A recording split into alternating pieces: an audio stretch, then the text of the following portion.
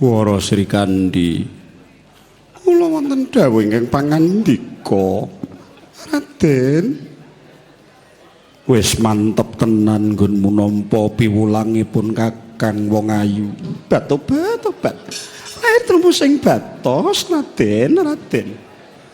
Yen mangkono, Petruk nun pasangen lesane Yayi Wara Sri Kandi bakal nerusake nggone ajar manah. Nggih, ngestaken dawuh.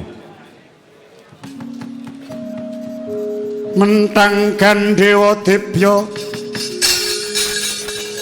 Mintulu marcu kadeng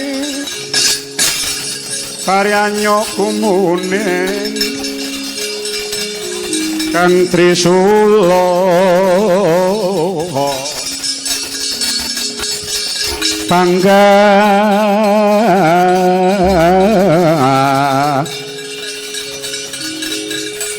rikata apamok watgata naratas mengsahira sirna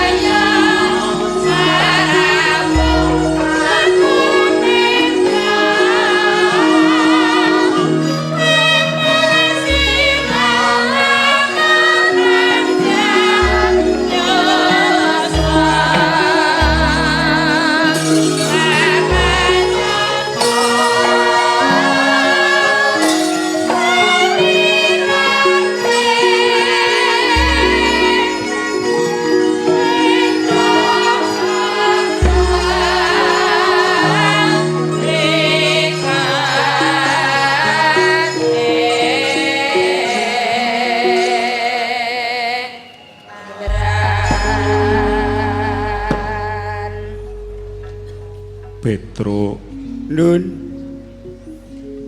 mbok ngalih kono.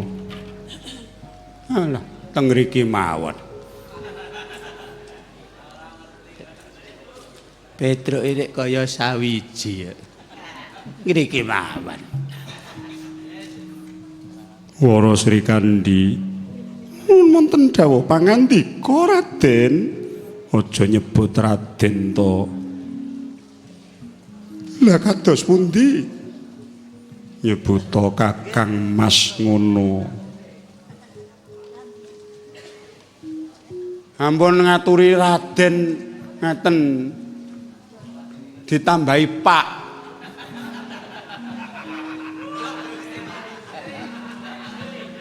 Tak balang watu gundulmu. Wong wedok manis iki pancen rada galak. Ning iki ketoke Ndara Janaka malah anu nek ngene. Ketoke malah cocuk. Nyebut Raden karo aku. Tobat. Paduka menika guru kula. Guru kula lho Raden. Ora apa-apa. Aku ora malati. Yen kowe gelem nyebut aku Kakang Mas kuwi tegese marah ketok nek semet dulur. Wah. Tembunge iki nek dikritik karo Mbah Gita Brayut apa? Semet dulur iki apa? Semanak. Wah. Ya piye bola-balik murid kok ayune kok ngene piye wis. Wes kudu nganti kecekuwe. Kecekuwe iki apa? Wis. Lah wong ya kaya ngono ya tir padha irenge sosok wadahe endi.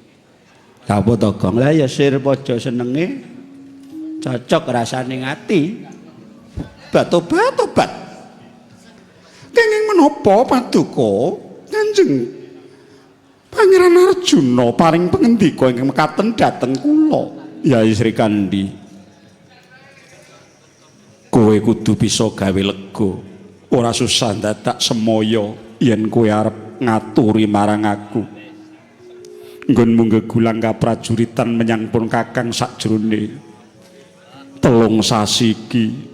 Rumangsamu kepiye Sri Kandi? Waduh, Kakang Mas. Ngaturaken panuwun ingkang tanpa pepindhan dene salebetipun 3 wulan Paduka Kakang Mas sampun kepareng kula wentah keprigelan kula. Saking pangraos kula sedaya kasagetan ingkang sampun Paduka paringaken dhateng para Sri Kandi, mboten wonten ingkang cicir. Lepas sing parastra tanggap tangkis sing curiga, menapa dene ngembat watangon sak singgiling jaran. Lajeng bulu bekti menapa ingkang badhe kula pisungsungken kula aturaken dhateng Paduka Kakang Mas. Mas Pices Raja Brana Madukara mboten badhe kekirangan. Lajeng menapa Raden? Raden meneh. Kon Kakang Mas. Kon Kakang Mas kok angele ram. Syukur nek ngaturi ya sayang ngono kaya luwe HP. Kaya Wiyana kae. Yes. Awandamu lah. Nanging menapa inggih sampun tuntas saestu nyatanipun olah kridaning raga. Inggih tasih wonten samukawis ingkang dereng kasembadan. Atos sing balung wleting kulit nuwun inggih. Ayu gegladen. Tandingono pun Kakang wong ayu. Nuwun inggih monggo kula dherekaken Raden.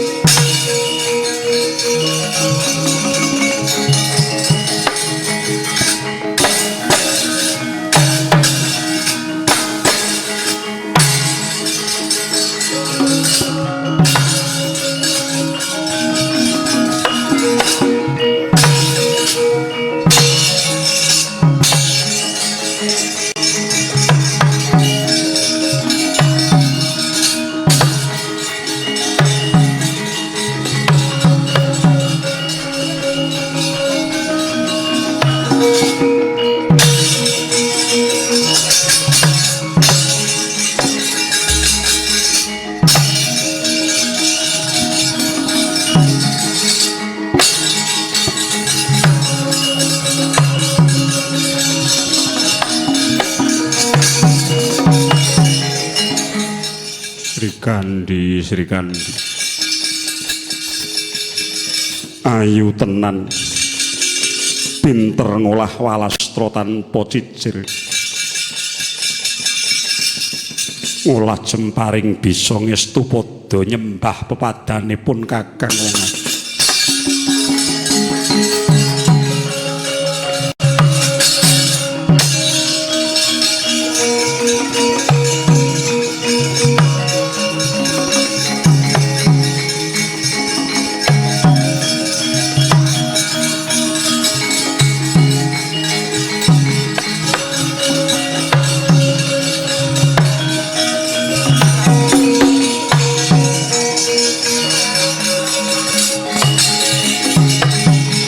Latmara Sang Arjuna Munira kamanungsan kasepan tingkahing mungsuniran padha kadang Sri Kandi kula wonten dawuh pancen wasis nggonmu ngolah jemparing yen kaya ngene iki besok yen kowe dadi wong linuwih lak ya bejane sing nemu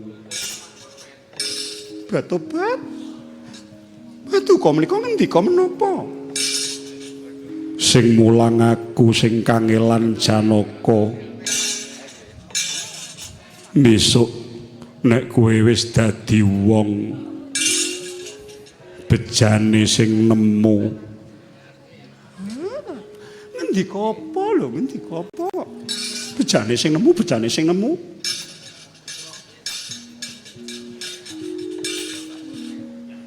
apa kowe ora krasa kras menapa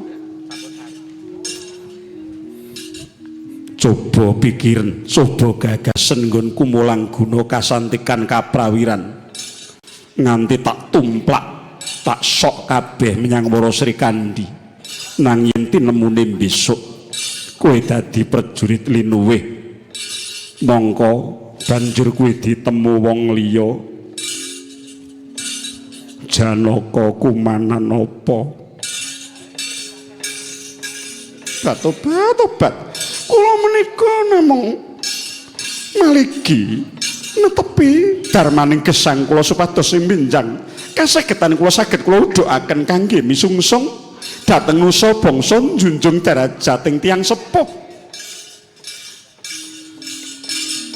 menika ingkang dados ancasing sedya kula dados saupami kajara nami kula ing benjang ingkang saged nyembuh dhateng kuncaraning asma Paduka ugi Kakang Mas iya aku ngerti ning kok ya kowe ora krasa mau mongko lehku nyekel gendhewa njapit drijimu wong kok ijik mentah men apa tegese epek-epek diwil-wil oh alah dek ya kok berwil-wil barang alah Petruk meneh ora minggat alah nyata entene nggih mung niki kok kan lunga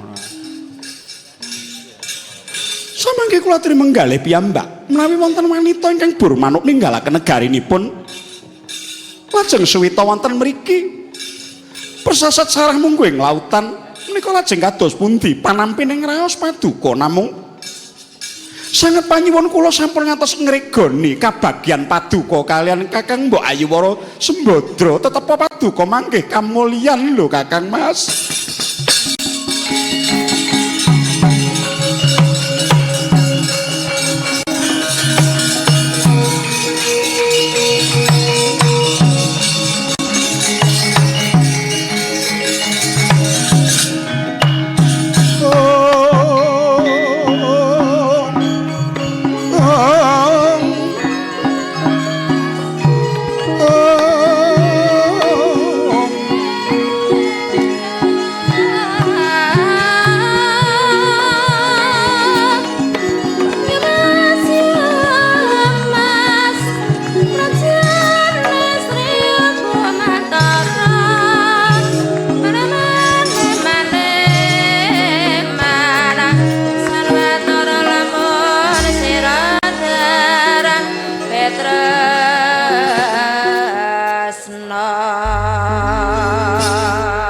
Tobat sanget boten nginten Kakang mbok bekti kula katur Wara Sri Kandiya.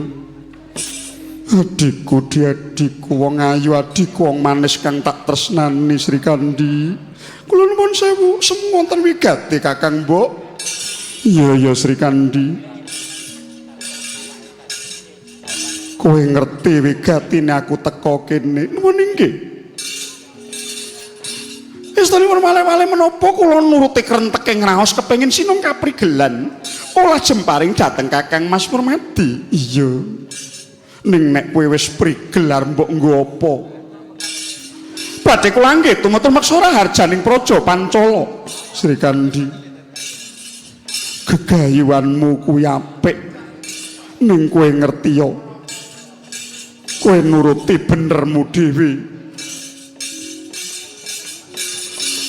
Kowe nuruti benermu dhewe. Kowe tanpa nggugu marang dawe wong tuwa. Nggon muncat saka praja tanpa pamit kowe wis luput. Sri Kandi, salahmu kang angka loro. Kowe oncat tanpa palilaing Ratu Pancala. Sing kaping 3, kowe ya luput. Kowe salah gedhe kelawan Wara Sembadra. Najan ketoke mung sarwa meneng nrimo ning sapa ngerti batining wong. Kaya ngopormu ing penggalih ing atase temanten anyar lagi seneng-senenge. Dadak ana wong wadon sing celandhakan murang tata. Aku isin duwe sedulur kang kaya mengkono. Sri Kandi, ibu wirange Kanjeng Rama Prabu yen nganti lelakon iki sinurak dening para ratu. Gage kowe bali ya Sri Kandi.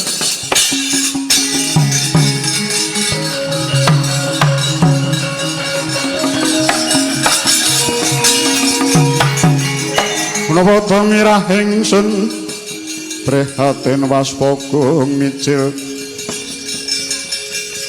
tutatan pokarya Kakang Bu istanipun anggen kula ngudi kaprikat wis ora susah mbok bacotake aku ora butuh gunem kang tanpa guna gage kowe mulya nanging menapa mboten keparing kula nyuwun idi palilah lan nyuwun pangestu menapa dene nyuwun pamit kaliyan Kakang Mas Arjuna ora sah njaluk pamit yen kurandang bali apa karo beset raiku.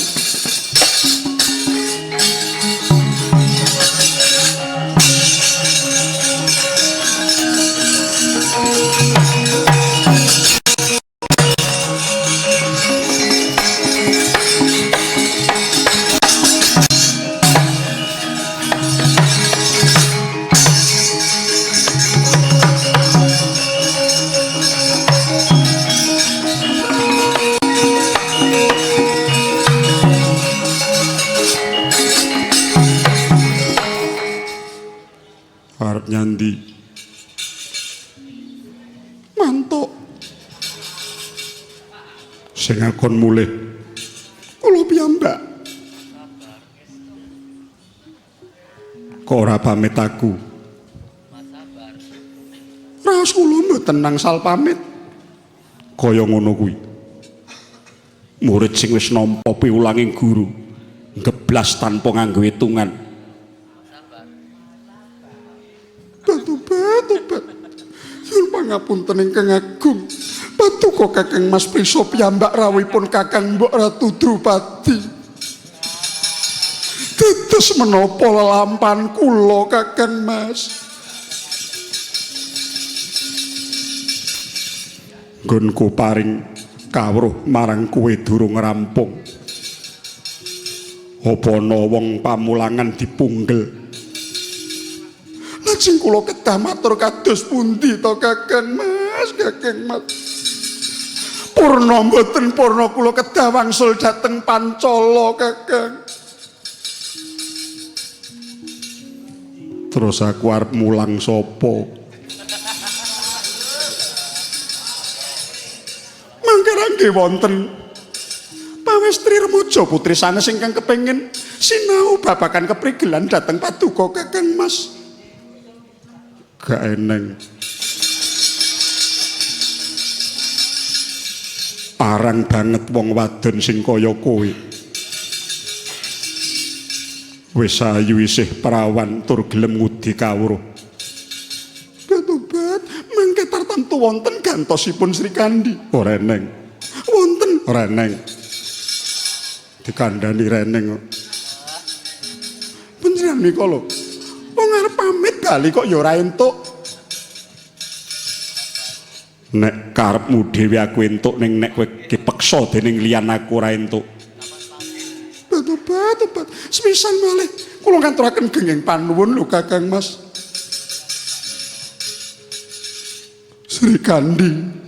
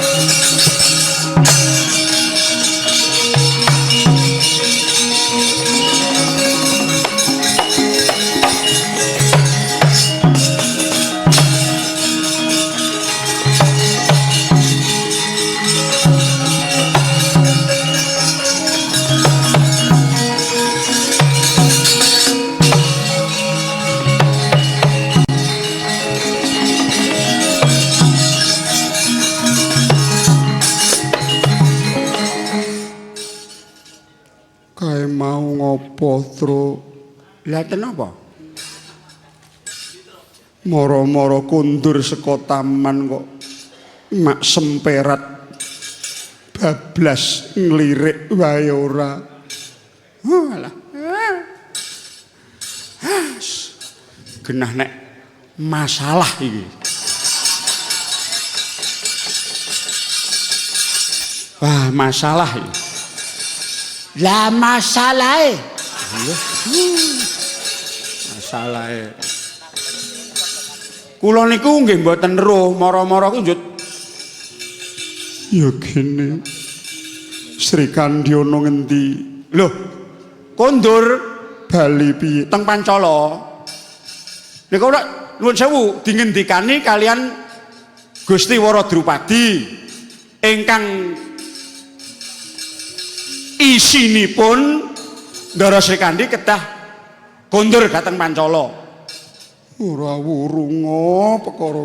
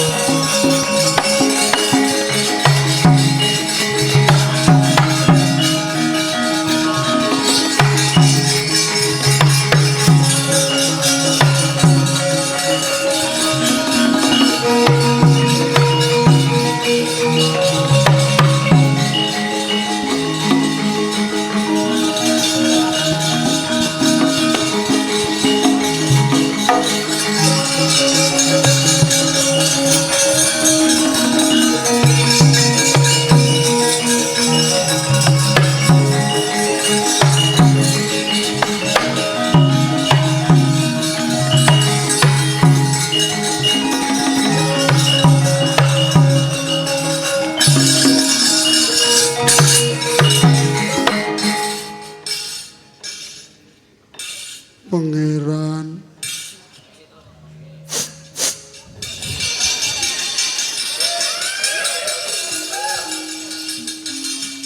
Pangeran apa mriyang sarirane to Pangeran?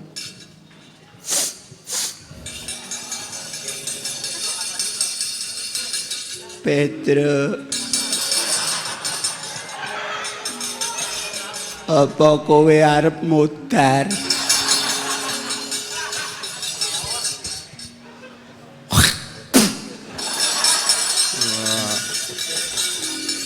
Cek ngantek ijo ngene. Nek pancen kowe sengsemu yen cecaketan karo Sri Kandi.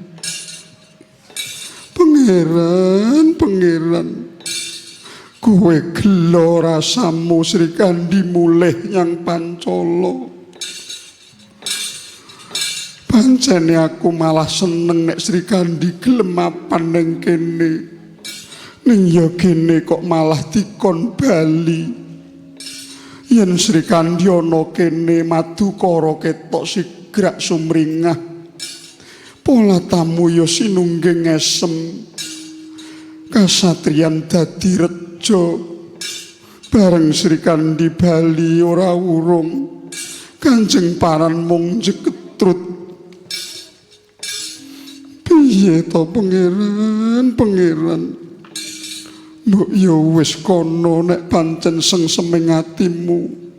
Mulang wara Sri Kandi wong aku ya ora tau ganggu gawe nggonmu mulang. Mbok mulang sedina pot ora mulih-mulih. Aku endi to aku tau nusul.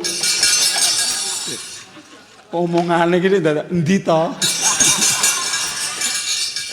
Walah.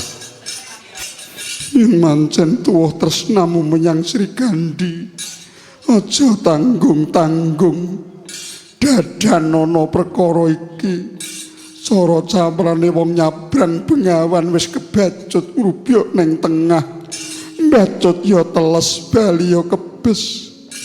Padha-padha kebroh mbok ya nekat. Lan menawi aku wis sumpah karo uripku. Aku kepengin dadi bojo sing pinter nglegani penggaling kakung. Beres kuras bloko suta. Aku mbok wayuh ora apa-apa pangeran.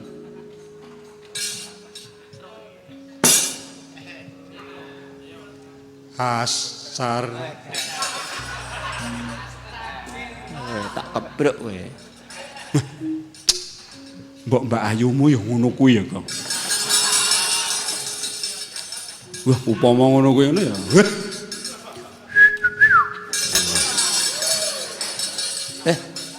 Diapurmu ditantang Kesi rawani ya. Tandangi no.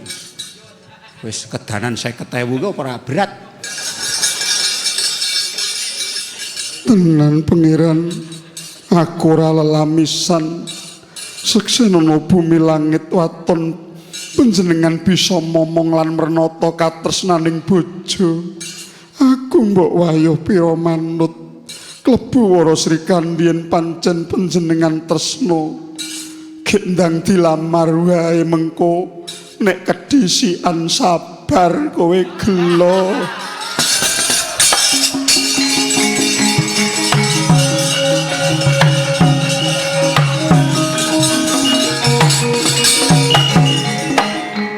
Rum bintarum sekar suka predapa mekrok kudupmu wangi gandam. Wara Sembadra.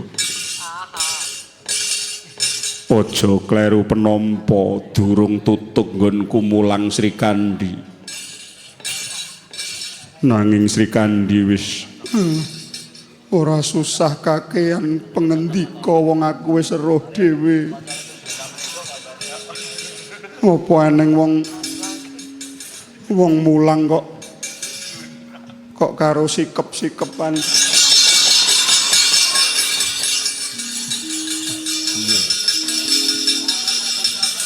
Gage tututana Sri Kandi pangeran.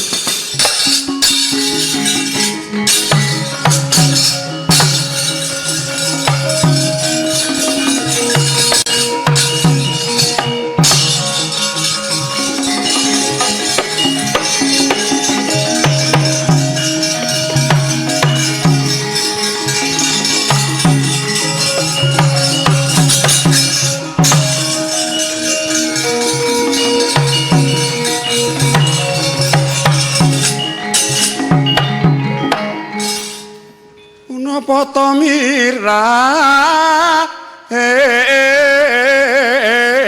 ingsun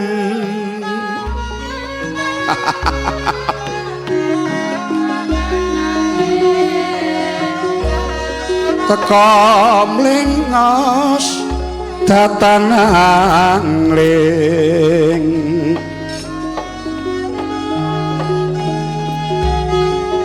marang ngadep nopon kakang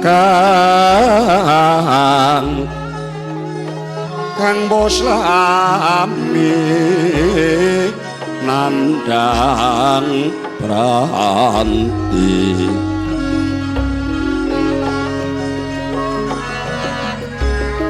katingaren yayi tuko apa kanda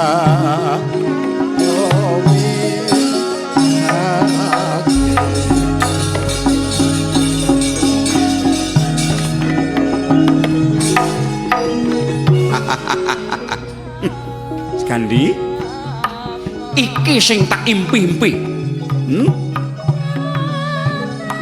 ya dina iki sapatengonku lan sira wong ayu ingkang tansah tak arep-arep piye nggonku gandrung-gandrung kapirangu wis watara setengah taun iki nang ya gini pendak-pendak pun kakang ngaturake nawala panglamar marang sira yayi diwangsuli wae ora wong ayu mbok menawa ki wis keparingi sing gawe jagat ditemokake ana kene tegese sing maha nasa wis paring dalan trontong-trontong ing pepadang yen ta Wara Srikandhi kudu dadi garwane Prabu Jungkung Mardya manut ta wong ayu manut ta batu-batu Pak sing jeneng Prabu Jungkung Mardya ki kowe iya piye bagus toh cakrak toh coba sawangan pun kakak upama Siadi njajari lenggahku ana ing Paranggubarja ora yen kuciwa sing wadon ayu sing kakung bagus wah yen dudu sawang saka kaduan kaya pangejala ing Bathara Kamajaya yang Betari Ratih gelem ya wong batu-batu kowe ngerti katresnan kuwi ruping jiwa kang luhur sadengah manungsa diparingi katresnan dening Kang Murba Jagat nanging ora sadengah papan anggone nibake rasa tresna merentol saka tuking ati kang suci linambaran kasetyan lahir lan batin aku ora butuh mbok wejang yen aku ora keduga nglakoni kuwi arep apa aku dudu bayi aku wis sumpah lawan uripku yen murung karo Wara Srikandhi tak entengake patiku kowe wong ijen krubyuk kabotan pinjung mlayu tekan lak-lakaning naga sandak dadi boyongan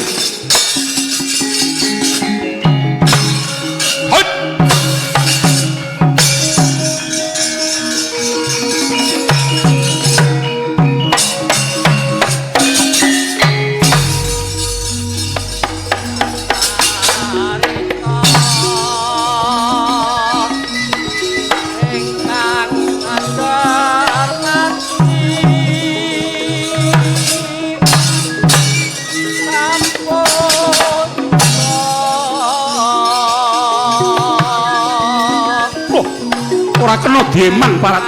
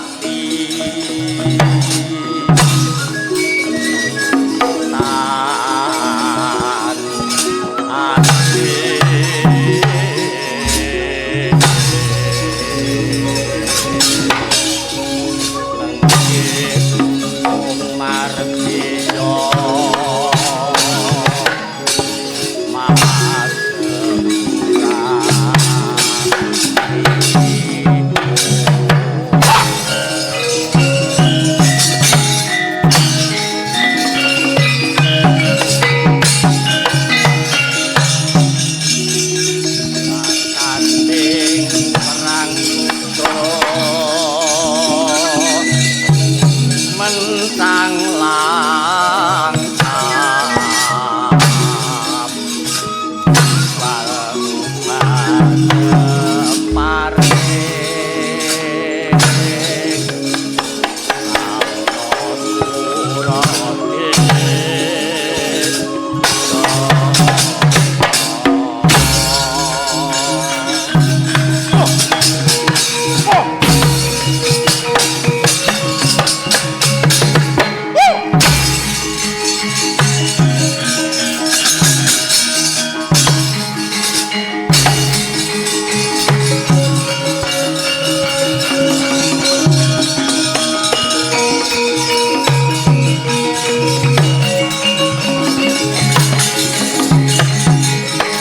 Aja muntap lir kinetap duka yayah sinipi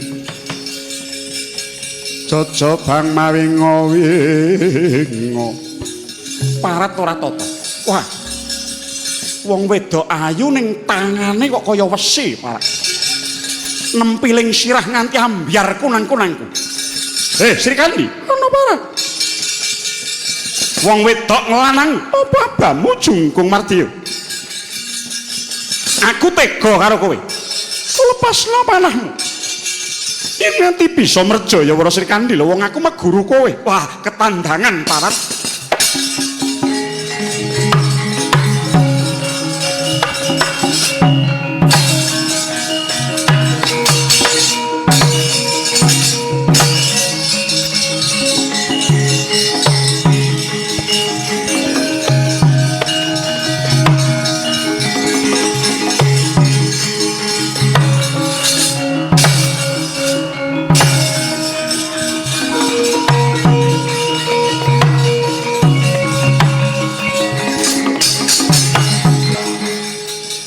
Pinentang kendhenging langkap